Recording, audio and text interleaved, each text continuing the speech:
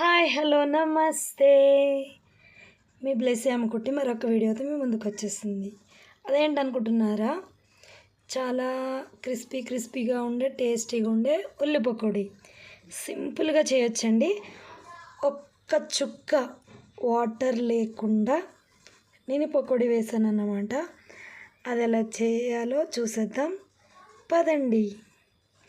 దీనికి ముందుగా మనము స్టవ్ వెలిగించుకుని దానిపై ప్యాన్ పెట్టుకుని సరిపడగా ఆయిల్ పోసుకోవాలి. నేను ఆయిల్ పోసుకుని అది సిమ్లో పెట్టుకుని కాగుతుంటుండగా నేను ఆనియన్స్ సన్నగా తరిగానండి. చూడండి, చాలా సన్నగా తరుక్కోవాలి ఆనియన్స్ని. ఆ తర్వాత కొంచెం కారానికి ఒక 2-3 పచ్చిమిర్చి చిన్నగా తరుక్కున్నాను. నేను అందులో బటర్ వేస్తున్నాను చూడండి. అలాగే కొంచెం కరివేపాకు చిన్న ముక్కలుగా తుంచుకుని వేసుకోవాలి. ఒక బౌల్లో కరివేపాకు, ఆనియన్స్, పచ్చిమిర్చి, బటర్ ఇవన్నీ కూడా బాగా కలుపుకోవాలన్నమాట. ఆనియన్స్ని గట్టిగా ఫ్రెష్ చేస్తే మనకి కొంచెం వాటర్ అనేది వస్తుంది.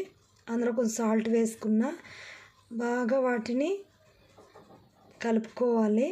ఆ తర్వాత సరిపడగా శనగపిండి వేసుకున్నాను. చూడండి, నేను ఎక్కడ కూడా వాటర్ వాడలేదు, వాటర్ వాడకుండానే చేస్తున్నా. కొంచెం జీలకర్ర కొంచెం నలుపుకుని వేసుకోండి, బాగుంటుంది.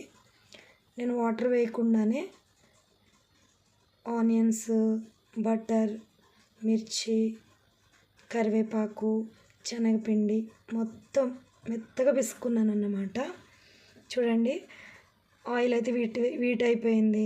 ఆయిల్లో నేను ఉల్లి పకోడీ పిండి మొత్తం వేస్తున్నాను. ముందు అయితే మనం వేగానే అయితే కలపకూడదు, అది కొంచెం వేగాక కలుపుకోవాలి. ఎవరైనా ఇదే నా ఫస్ట్ టైం వీడియో చూస్తున్నట్లయితే ప్లీజ్ సబ్స్క్రైబ్ చేసుకోండి, షేర్ చేయండి, లైక్ చేయండి. మీరు సబ్స్క్రైబ్ చేసుకోవడం వల్ల నేను పెట్టే ప్రతి ఒక్క వీడియో మీకు నోటిఫికేషన్ వస్తుంది. చూడండి, మనకు ఉల్లి పకోడీ రెడీ అయిపోయింది. రెడీ. చాలా అంటే చాలా బాగుంటుంది. బటర్ వేయడం వల్ల మనకి చాలా క్రిస్పీగా వస్తుంది అన్నమాట. చాలా అంటే చాలా టేస్టీగా ఉంటుంది. ఇప్పుడు వచ్చేది వర్షాకాలం కాబట్టి వేడి పకోడీ వేసుకుని వేడిగా టీ తాగితే అబ్బా ఎంత బాగుంటుంది ఫ్రెండ్స్. మీరు ట్రై చేయండి, ఎలా వచ్చిందో నాకు కామెంట్ చేయండి. Thank you so much. Bye.